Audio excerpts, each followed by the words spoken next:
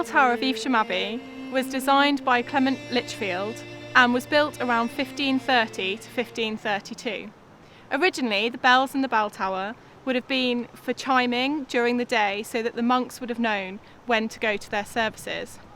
English bell ringing is different from the ringing that you'll find on the continent because the bell ringers can control the bell and change places with the bells either side of them. This is called method ringing or change ringing, depending on the way that you ring the bells. On the continent, the bells tend to be hung with hammers attached to them, and they are rung using an instrument that looks almost like a keyboard, where the hammers then tap the edges of the bells, and there aren't any ringers involved, just the person controlling the carillon. Today there are 14 bells in the bell tower.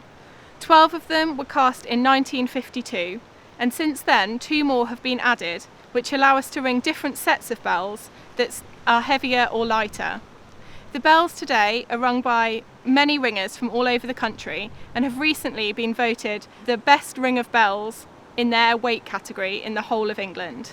Today, the bell ringers keep the tradition of bell ringing alive by ringing for services on Sundays and at special occasions throughout the year, such as Christmas. It's also a great tradition to ring in the new year at midnight on New Year's Eve.